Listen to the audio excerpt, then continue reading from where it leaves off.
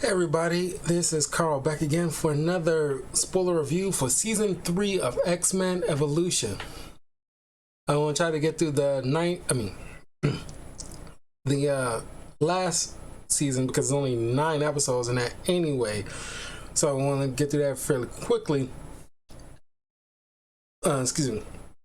The next one I'll be getting into, next X-Men TV show I'll be getting into is Wolverine and the X-Men. But not before I cover the National Treasure mini TV show.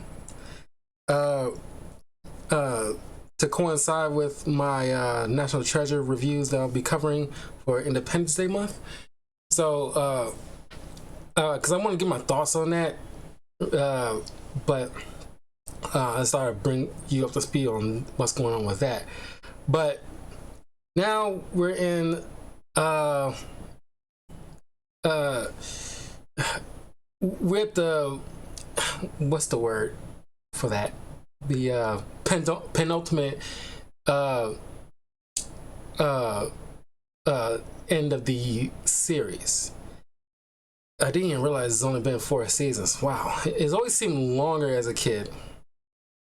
Because I guess you know, as a kid, you don't have no sense of seasonal episodic stuff. It's just on is on. But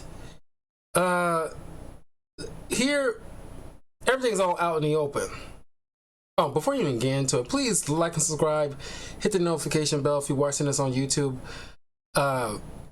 Definitely follow me in the links in the description below, like my Twitch, Patreon. Check out my Patreon. If you have suggestions for certain reviews, you can just subscribe to the $1 tier. My Twitter and my Instagram. Anyway, everything's all out in the open. The kids at school are, just as I mentioned in the previous season review, which by the way, a lot of it is getting like huge reviews. Thank you all, because like me, you all appreciate X-Men Evolution, and I'm too curious to know what y'all thoughts on the series as a whole and what were your favorite episodes. But yeah, now everything's out in the freaking open, and like the kids at Bayville School are just like bigoted, just ignorant people. And Kelly, who's normally like in the mainline comics and other iterations, Kelly's normally like a senator. Here he's like the principal. Robert Kelly, that was his first name. But now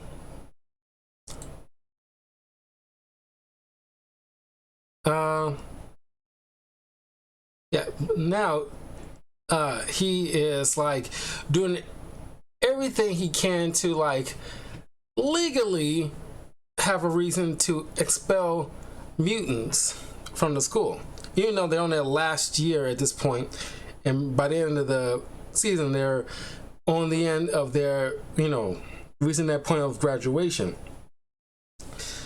And people that were friends with somebody like Kurt and Spike and Jean, etc., all are just turning their freaking backs on them. Those skateboard bros that was you see hanging with Evan, all like refuse to like even acknowledge him. And as Kurt put it, is like they probably weren't really your friends anyway. And Scott, with this girl who had a crush on him initially, now it's like her and her friends kind of like turn their heads all snotty and snooty at him. Duncan, who was crushing hard on Jean, like it's different. You're dealing with a different type of racism, where it's like, oh, he want to take advantage of it and stuff like that. And he doesn't care for the person behind the powers. He's trying to exploit it in some way. Just like some nerd who is getting bullied, and he's like, oh, now he wants like, oh, I want to hang out with Sprite because like I want added protection because I won't mess with a mutant. You know, got exploitiveness kind of thing.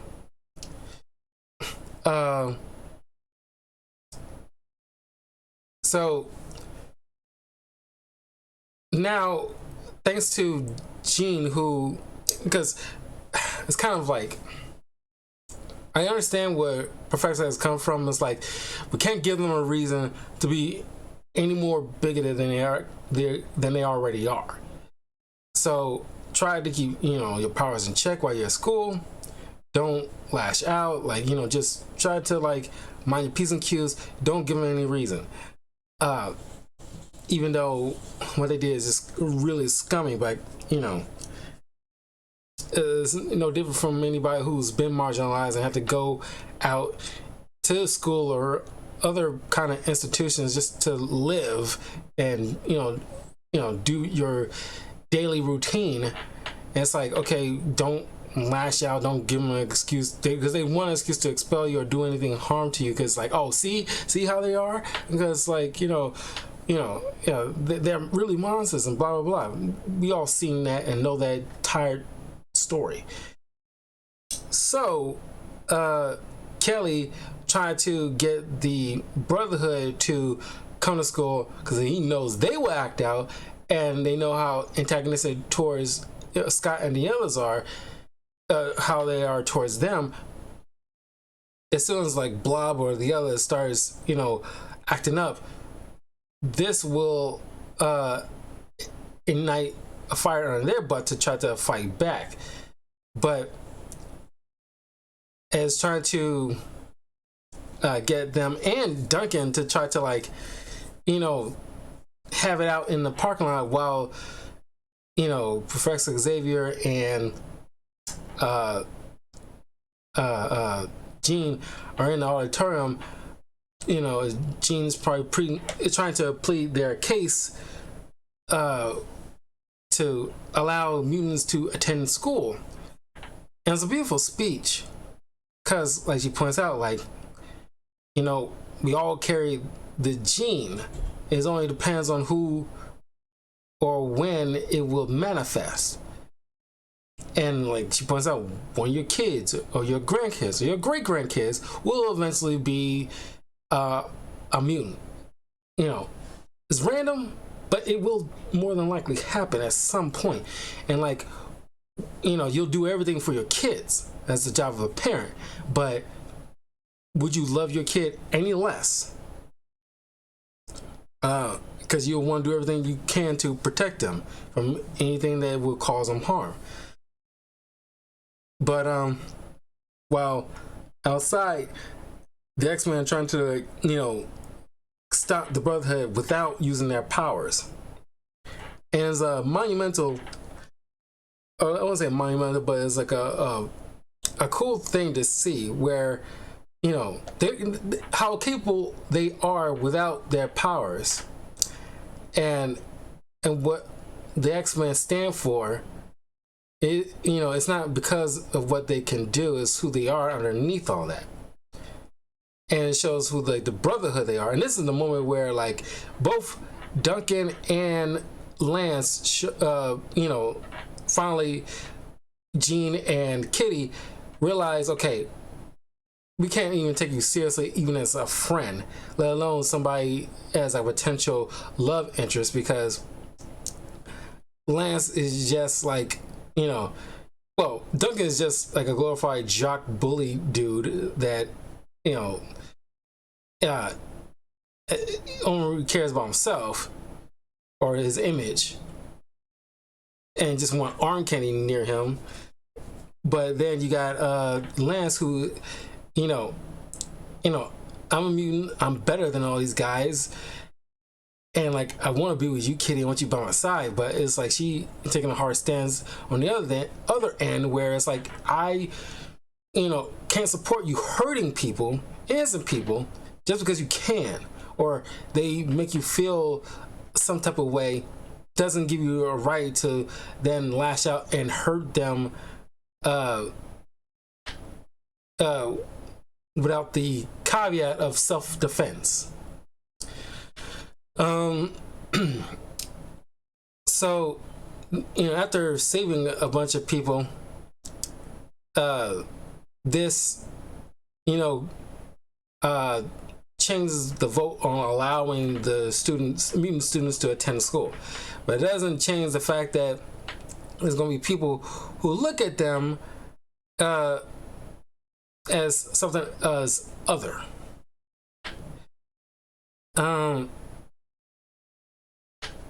What else? Oh, you got a situation with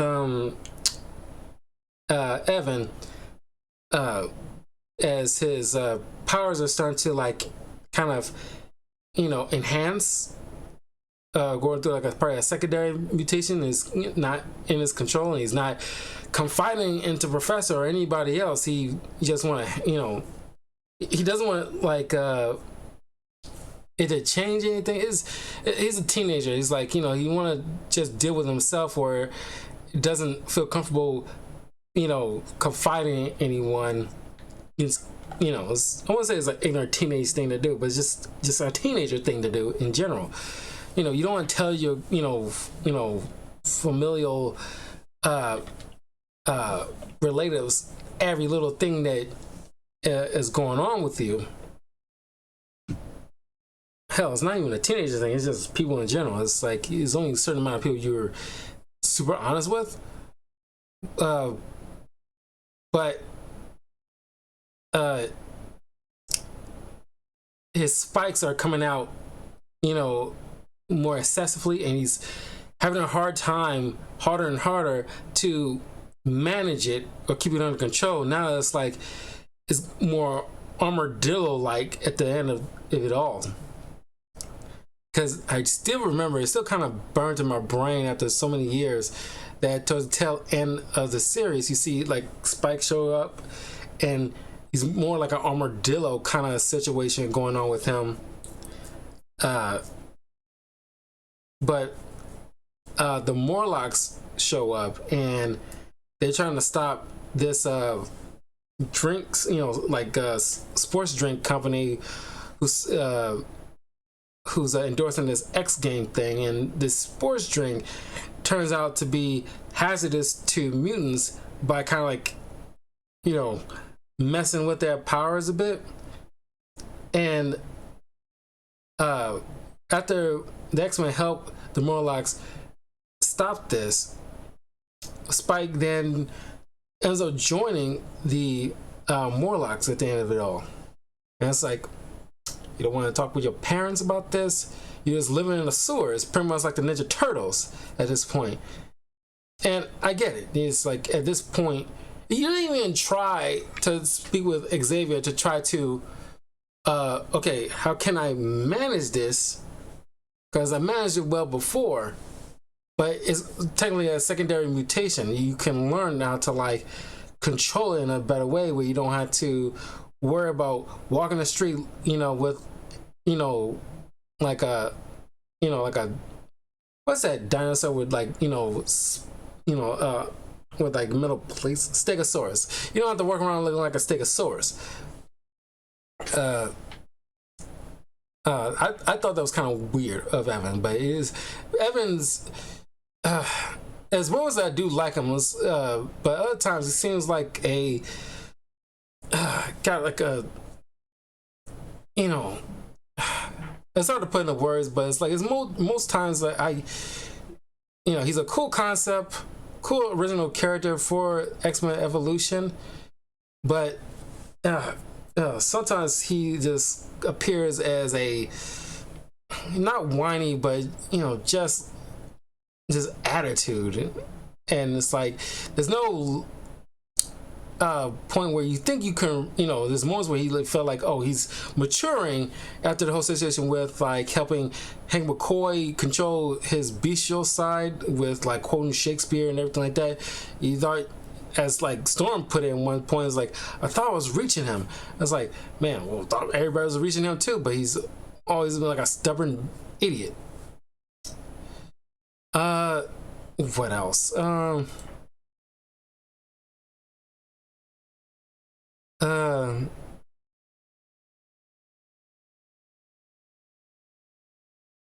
we get an introduction with like Scarlet Witch in this, and I love this punk rock Scarlet Witch, and it's man, this this is like a dope look on Scarlet Witch as I ever seen, like at least modern at the time of the early 2000s. But man, it looks dope. It looks really dope. I love this attire of Scarlet Witch, and I kind of wish we have this look for the MCU. Just kind of bring that back, because that long red trench coat, the black punk rock thing, and the short hair. I don't know, like Elizabeth Olsen will want to do that, but boy, that looks good. That looks phenomenal. I love this look for Scarlet Witch so much. And of course, we didn't really have a grasp on how to quantify her powers even back in the early 2000s. It was we just call it hex powers. You just make chaos happen kind of thing. After a while, we be able to pinpoint, or at least, like pin it down, is just her main ability is to be able to access chaos magic. And then eventually she learned to, master magic as a whole in her own different way. So that makes, she's just immune ability to access magic easily than it does for anybody else. That just makes it easier for people to understand. Of course, she has a grudge against Magneto because he abandoned her in his psych asylum. But then Mystique busted her out at the same time while Professor X is visiting. She kidnaps him, impersonates him, and orchestrates this manipulation to tear the X-Men inside on out, with the assistance of Destiny, who is immune with the mutant ability to see the future. But the future always changing, and it's kind of like it's not concrete. People do certain things that can alter the future in myriad of ways in any given time. And that's why in like the current like X-Men thing, where they're on Krakoa Island and everything like that, is always been like one of the rules is like not allowing precognition mutants on the island, because that can easily screw things up with their ability to see alternate stuff, and forces people to act in certain ways that could damage the society as a whole. So, but she eventually did get on there thanks to Mystique, because these two are lovers. Of course, it wasn't that way back in the day, but I say in the past, maybe bare minimum 10 years, at some point along those lines. I say minimum, or at maximum 10 years, somewhere along between 10 years ago up to now. That's when, like, it's been written in that Mystique and Destiny had a relationship, or have a relationship now. And of course, she adopted Rogue when Rogue was 4, and she birthed Nightcrawler, making them siblings technically. I'm currently, going through a Mystique comic, but it's like 24 issues, so it's going to be a hot minute before I have that review out for you guys. So I can't really pinpoint the exact time. It's either going to end up on a Thursday or a Saturday at some point, but one of those days I'll have that. But it's going to be a hot minute.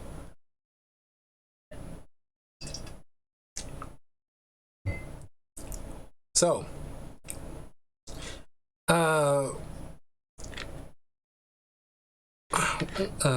what is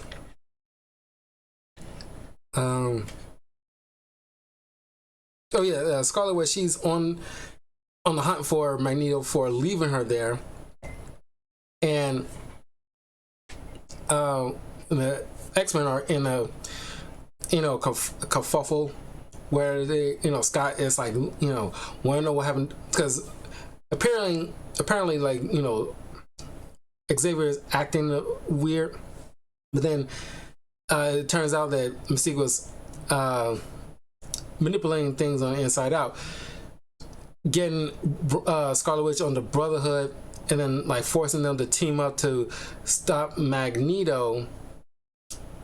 And of course, Scarlet Witch uses like try to get Quicksilver arrested, forcing Magneto's hand so that way she can track him down to seek her revenge for leaving her in that asylum all those years ago.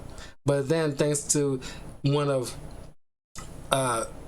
Magneto's little henchmen, this Mr. Hyde looking guy that can get inside people's heads, not in the same degree as Professor X or even Jean Grey, but just enough to get Scarlet Witch to like back off, or at least Mastermind, that's the guy's name, to get him to rewrite her memories so that way she won't always be out there seeking revenge, messing things up for him. But there's also a cool moment for Toad where he, you see Scarlet Witch getting in trouble, and unless Nightcrawler is helping her to save her, and Nightcrawler points out to her once he does rescue her. He points out to her like, "Look, this guy risks his own life to save yours, and despite his flaws, that's a very admirable thing." Which, it's it's probably the first time that Scarlet Witch, so far as we've seen her in this show, soften a bit, where she drops the attitude just for a moment to like, okay, yeah, that was pretty brave, so thank you. So it's a cool moment for Toad, and it's probably like the only cool moment that Toad ever gets, ever since the very first episode.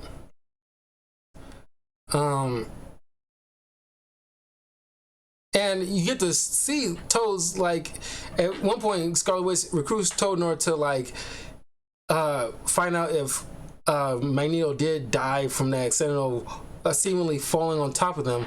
But as I went over at some point in the past couple of weeks, Toad's mutant abilities, one of the things is he is good at hacking and computer skills. He is very good at that, and I'm glad they kind of highlighted this, because not many people really bring that out or point that out. They just think he's like a goofball, or just a gross goofball, but he actually is capable, except for maybe the first X-Men movie with Ray Park. I think it's the only other time we actually see Toad in like a mature villain role, and not just the the goof of the group.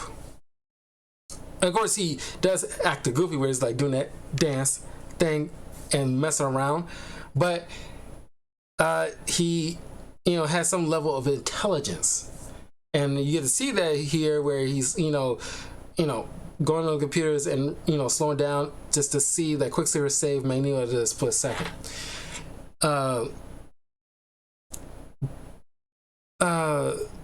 Then what else? Mystique, seeking revenge. Cyclops in here. I'm pointing out many times ever since I started reviewing a lot of X-Men stuff, and my first comic book review with X-Men in the title was Cyclops. You can check that out on my YouTube channel as well, because that was a pretty cool story with Cyclops, where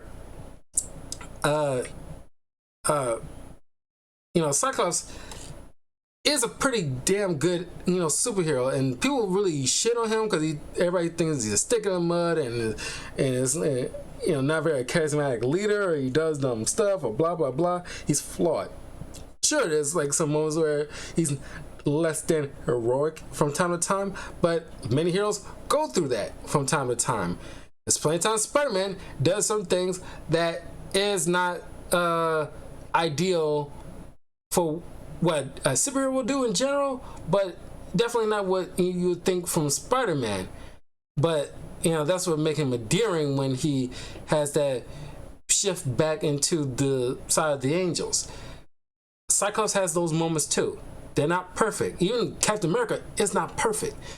They do certain things that we would not necessarily agree with or align well in our minds of what they typically would do on a typical situation. Here, Cyclops does part of two of the biggest amazing things. One of which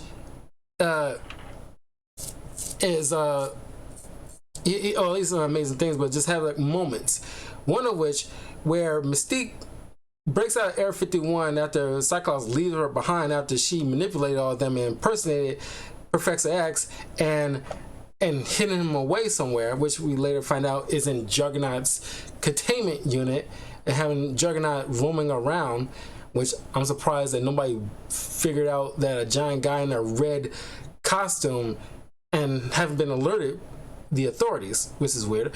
But she breaks out and seeks revenge against Cyclops for leaving her behind, and disguising as his brother, tricks him into leaving the compound, kidnaps him, and dumps him in New Mexico desert without his visor, so he can't open his eyes. So he's pretty much wandering in the darkness.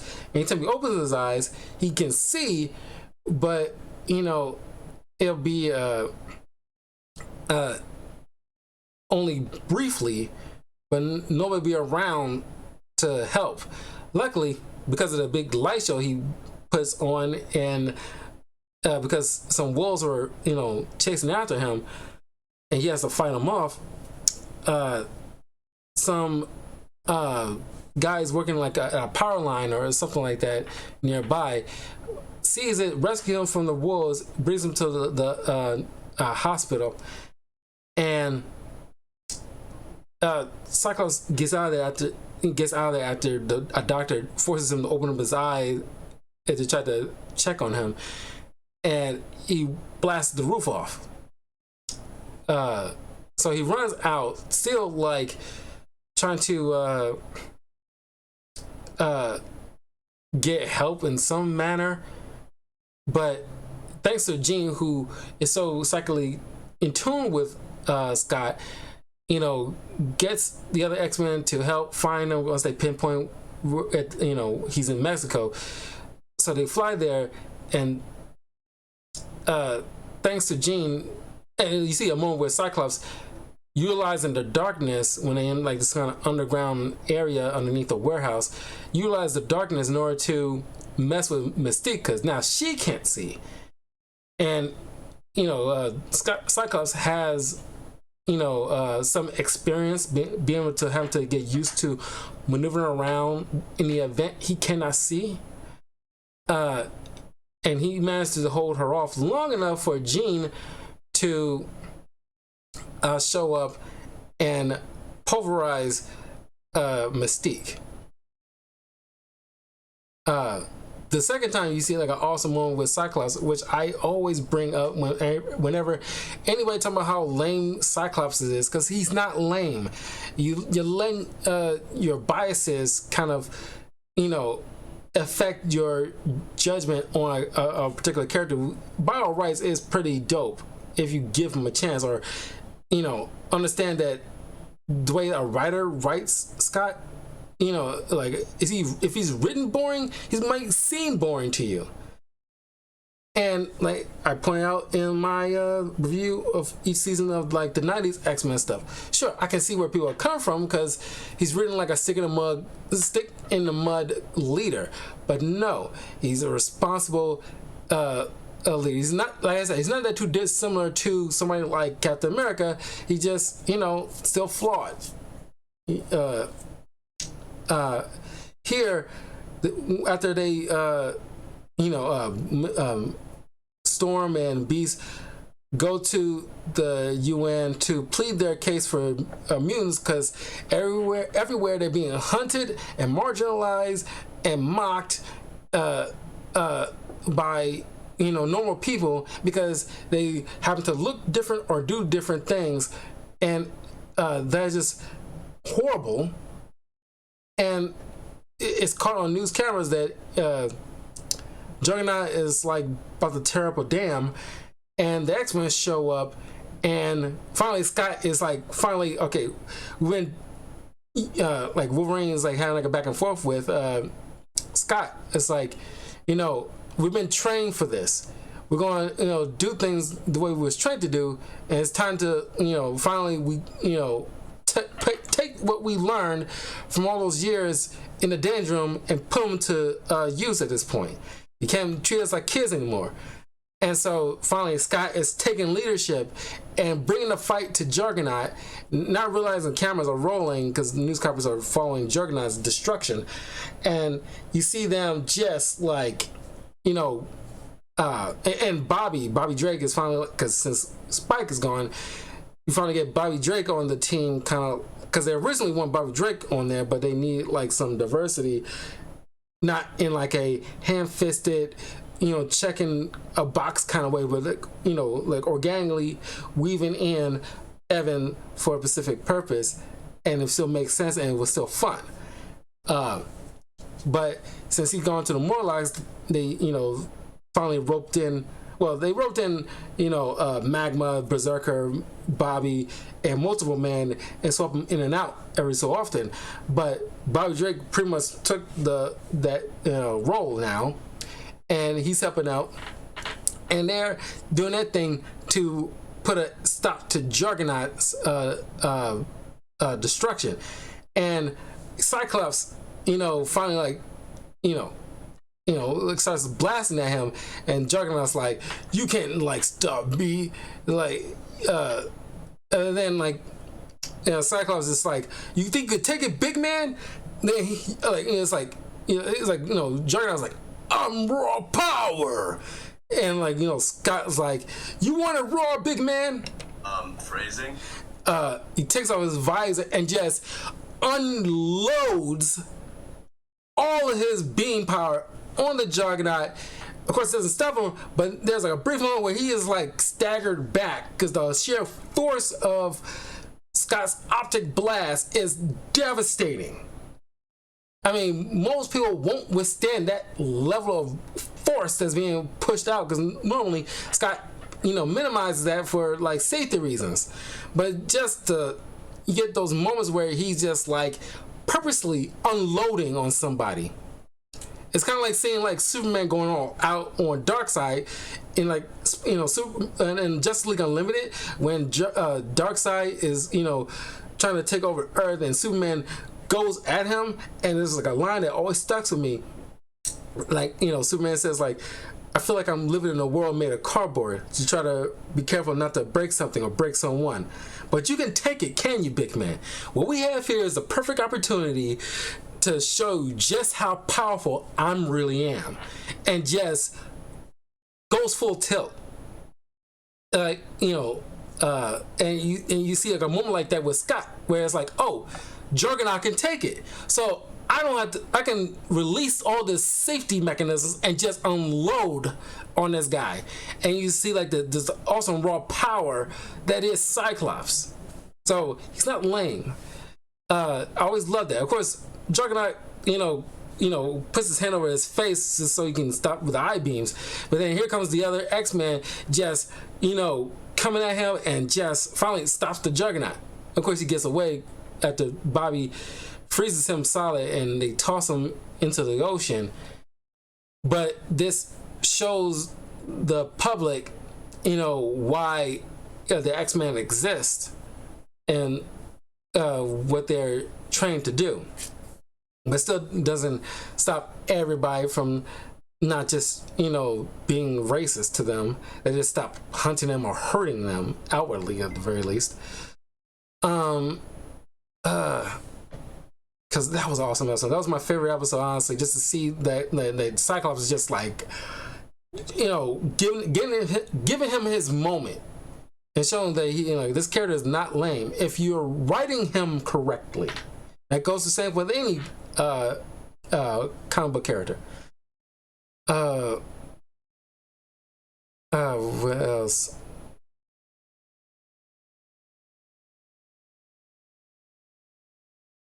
Oh man, you're talking like an awesome animation, use of animation. Rogue it's finally revealed that Rogue's friend Bitsy Rissy turns out to be Rogue in disguise that's been monitoring her from behind the scenes and manipulating stuff. Rogue tests her in a concert and absorbs her mutant ability to shapeshift. And in this incarnation that Rogue has DID, dissociative identity disorder, which used to be called back then multiple identity disorder. And with all those powers she absorbed and memories of different people she absorbed, usually they dissipate over time. But here it's like it's still in there. At least the memories are still in there deep down, even though the powers dissipate over time. With Mystique's shape-shifting ability, not only she shapeshift like Mystique, but because of the multiple people memories in her head, it every time she shapeshifts into a particular person, it also uses their powers. It's like a combination of both Rogue and Mystique's ability. And so she shapeshifts into Cyclops, able to like shoot eye beams. Shapeshifts into Storm, controls the weather. And each personality is trying to fight for dominance in her head. And it takes the combined efforts of the X-Men and Wolverine to, of course, Wolverine is the one who calms her down long enough for Xavier to, help him expel those excess memories. So only hers is left. And you see this awesome use of animation where, the camera's like encircling, and you see like, Rogue morphing into slowly but fast later of Magneto, Storm, Mystique, Scott, Jean, Spike, Nightcrawler, so on, until only Rogue is left. She's bedridden for a couple of episodes while she's recuperating. But it was like an awesome display of animation right in this moment. I loved looking at that.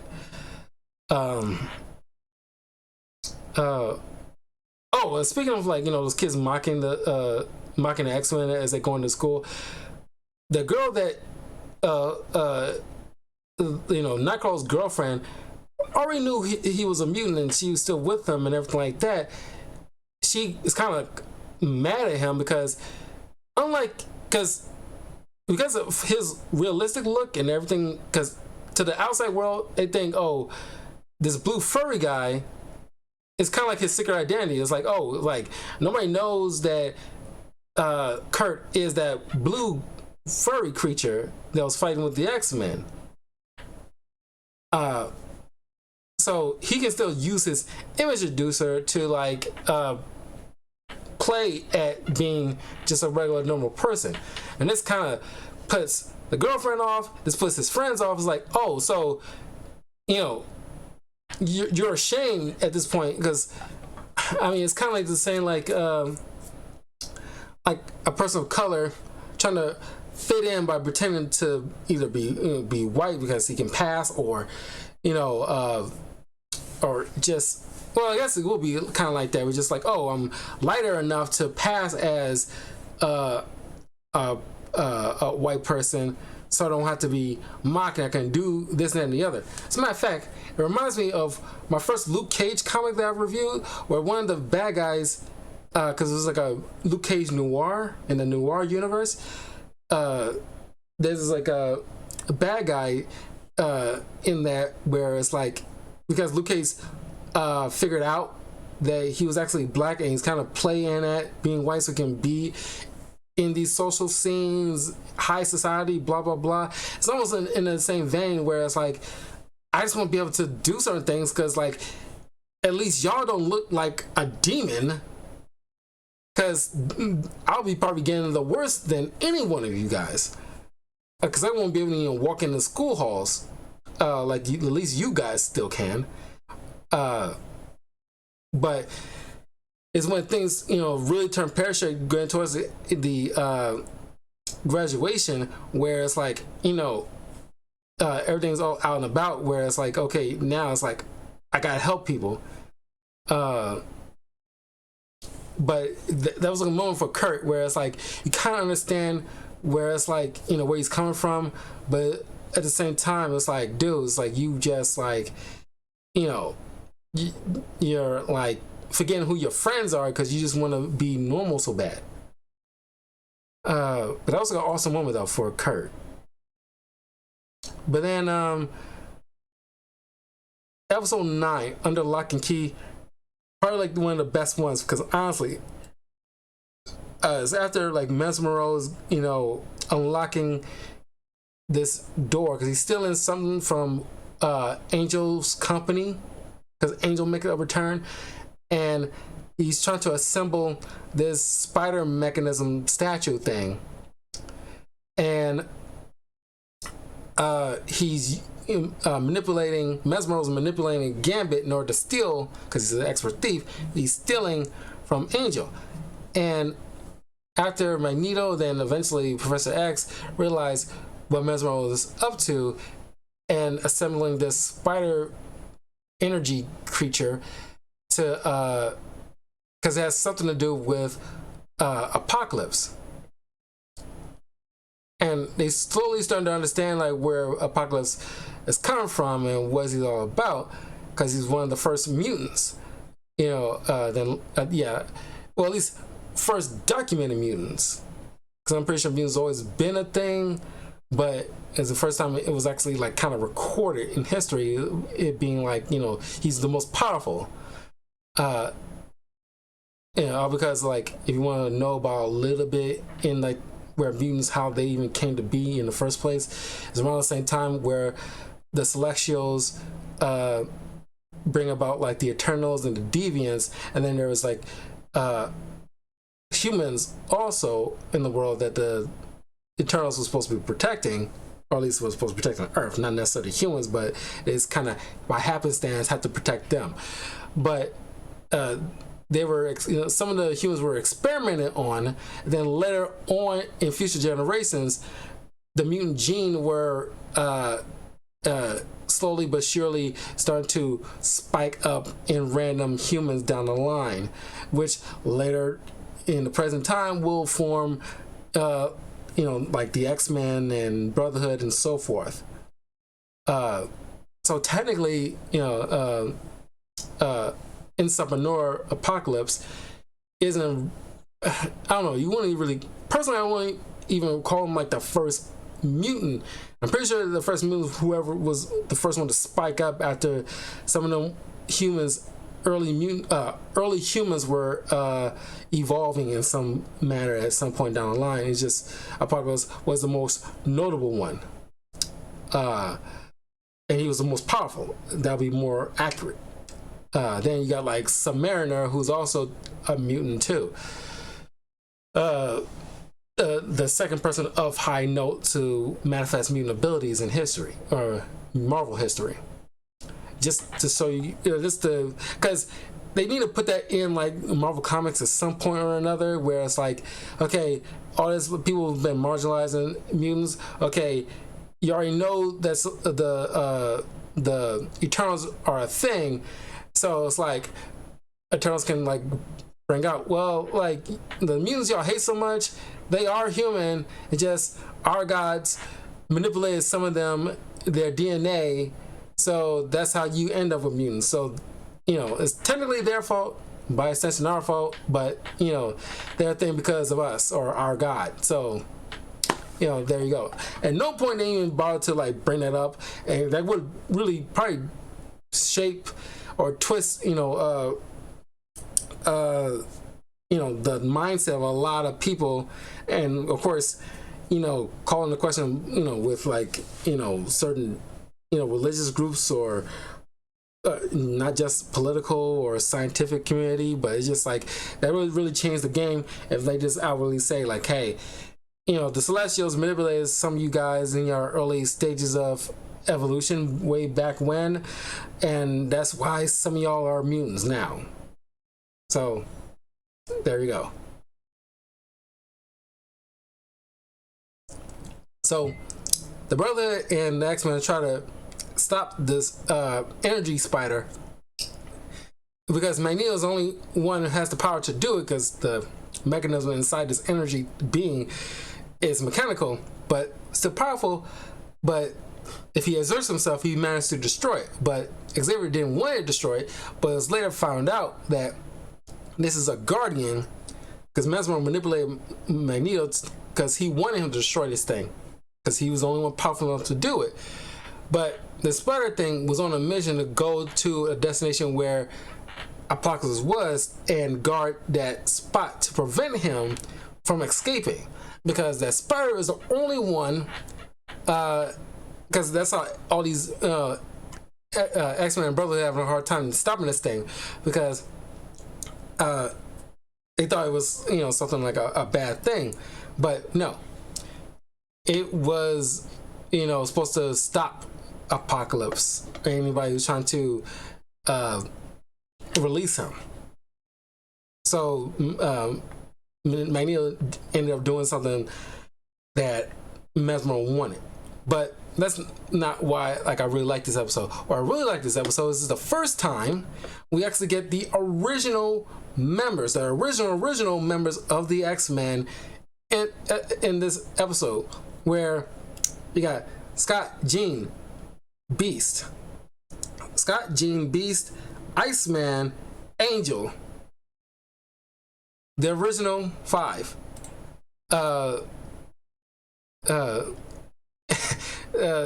Working as a team. It's the first time you get that, and it's like, oh my god. I'm pretty sure people back then kind of pointed that out, but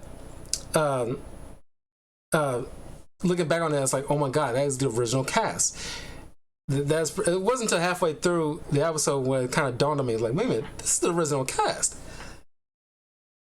And it's very rare we get like Angel involved. If you make another X-Men TV show, they need to make sure Angel gets more involved, because with the 90s X-Men, Wolverine and X-Men, and X-Men Evolution, anytime Angel shows up is usually as like a special guest kind of thing. It's probably at least 2-3 times in the entire series of an X-Men show where Angel gets involved, but he should be part of like the main cast for the most part.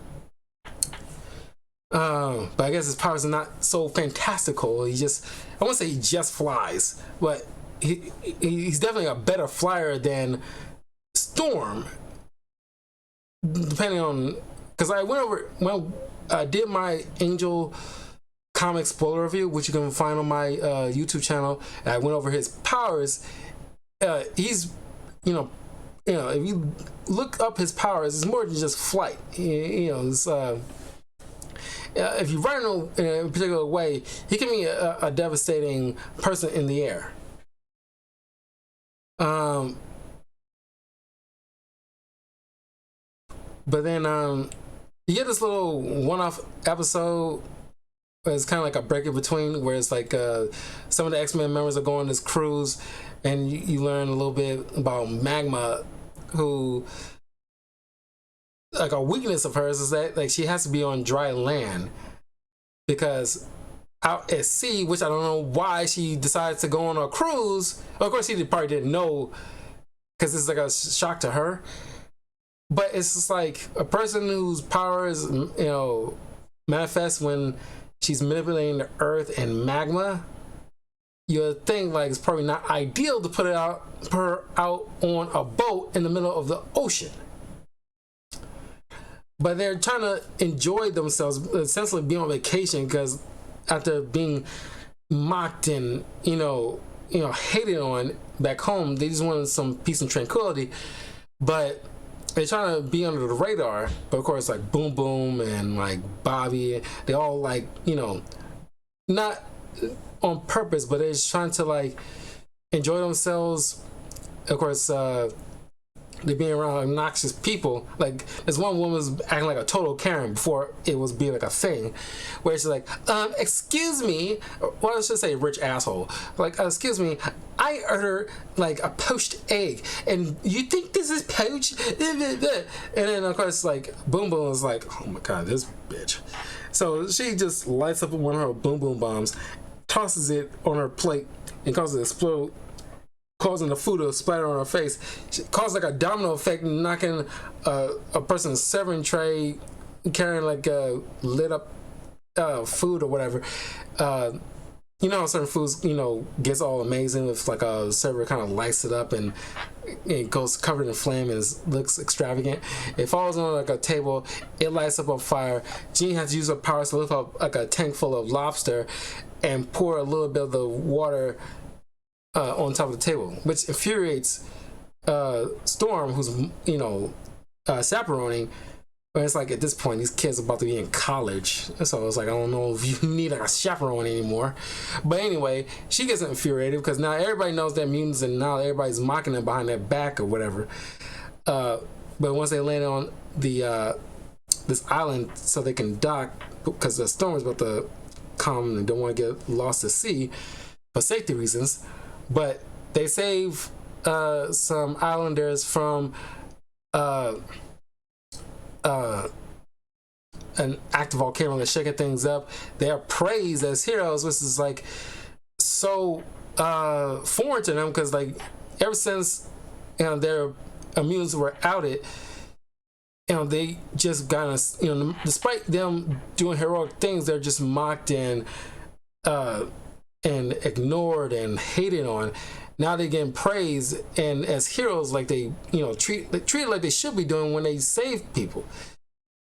But it was like a fun little episode, but you know, it's just a little moment with Magma here.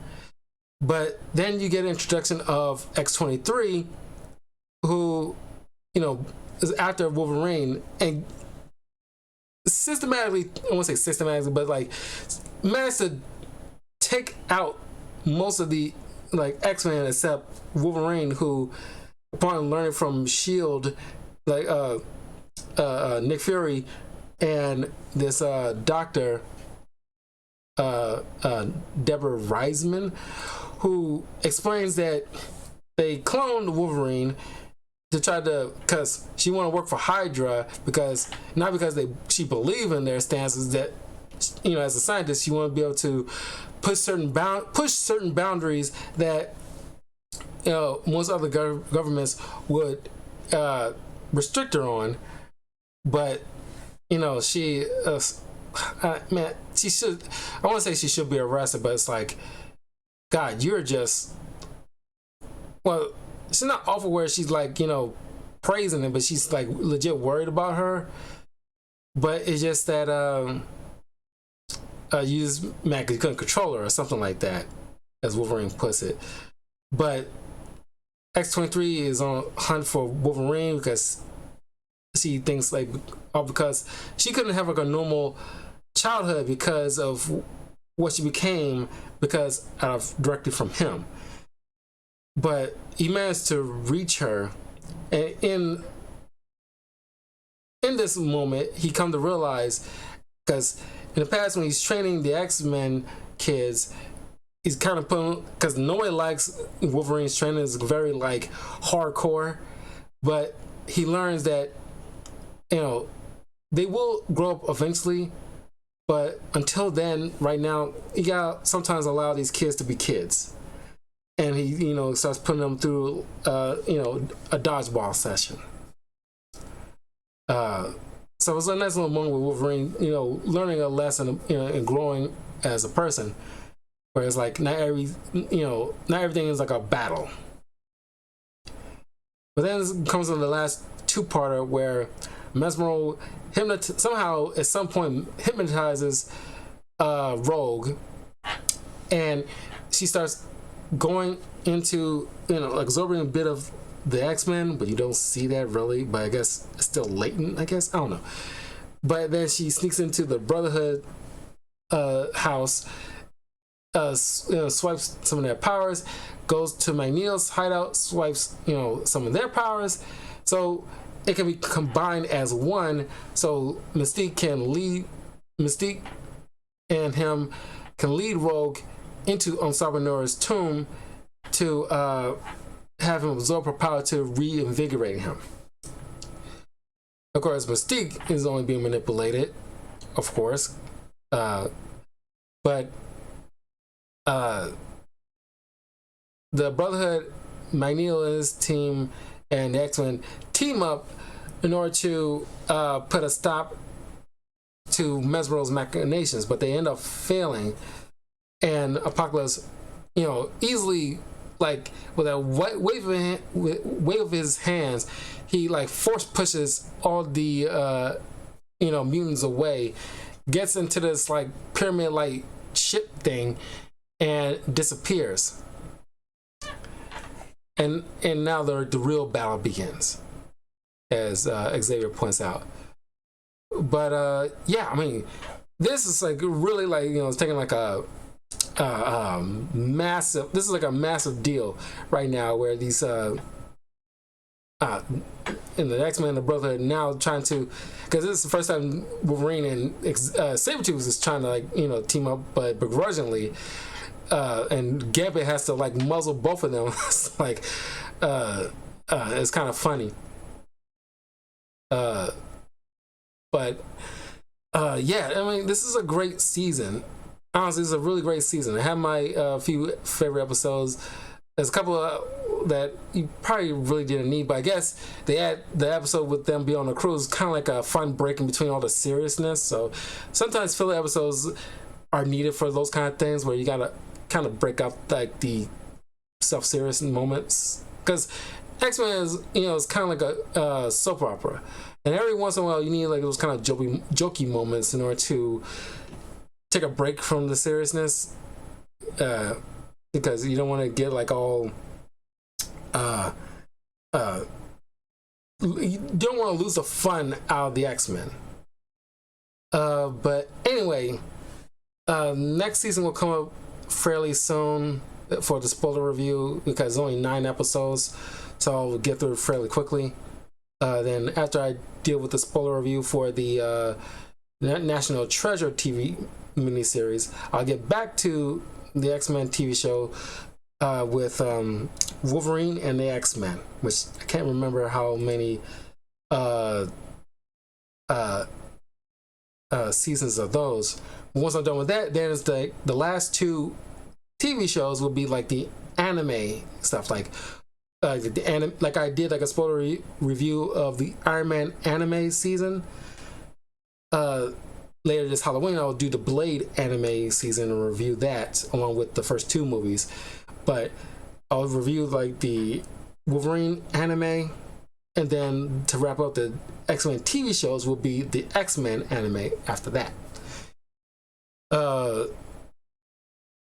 I also have like a fair bit of comics to review, but by the time I'm done with like the movies and the TV shows, I should be only focused on the X-Men team comics, because I should be done with the solo stuff at least around that time at the very least. Because I'm currently going through Mystique comic, because it's 24 issues. Like I said, I'll have that out soon as I can. But then I will go through Psylocke, then Deadpool, Quicksilver, Scarlet Witch, then we got Magneto, Sabretooth solo comics, and then the last solo comic that I'll be covering will be Hope Summers. Then after Hope, solo comic is wrapped. Spoiler review is wrapped up. I'll be going through like the X-Men team books, because by and large we'll cover like at least like major players from these X-Men lore. So I'm going to the giant size. I will eventually go to the giant size X-Men, the another 90s X-Men type of X-Men story. You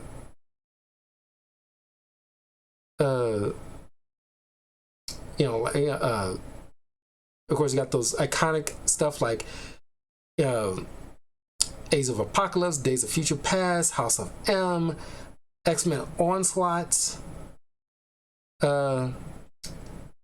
and then eventually wrapping it all up with House of X and Powers of X story. So those are the only ones left. Then after which I'll be done with a lot of X-Men stuff for a while. And then I'll get back to like regular comic and movie and TV show stuff. Matter of fact, once I'm, because I want to pause on like the TV show stuff so I can probably put more energy into wrapping up a lot of the X-Men stuff. But the next TV show that I want to cover will be going back to Yu-Gi-Oh! 5Ds, wrapping up the final season. So eventually, because I want to start getting to Zaxo Arc 5, and then eventually the one season of Reigns, because I want to get that done. Because I've wrapped up JoJo's Bizarre Adventure for now. Food Wars is recently wrapped up.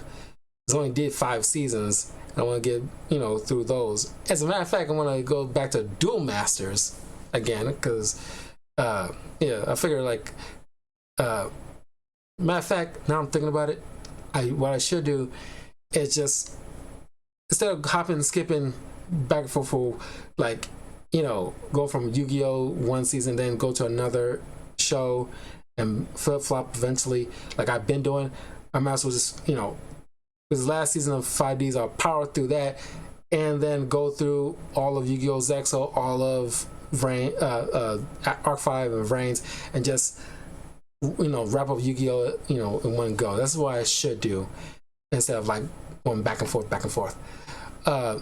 Anyway, that's the plan. I'm sitting there dragging on now. But in like 10 or so minutes, I will be getting back to probably 20 minutes. I'll be getting back to FF16 and stream that for a little while tonight. But I'll have some videos, including these reviews, up on my YouTube channel for you guys. But anyway, leave a like, comment, subscribe, hit the notification bell. Let me know what you think of X-Men Evolution as a series. Which is your favorite episode of season 3? And I'll see you all later. Have a great weekend. Hope you had like a great 4th of July. Look forward to more Independence Day films. I got the first National Treasure movie should be up on YouTube by the time you're probably seeing this, so check that out. And I'll go over through the other National Treasure like sequel and then the TV show too, so look forward to my thoughts on those. Anyway, take care, have a great night.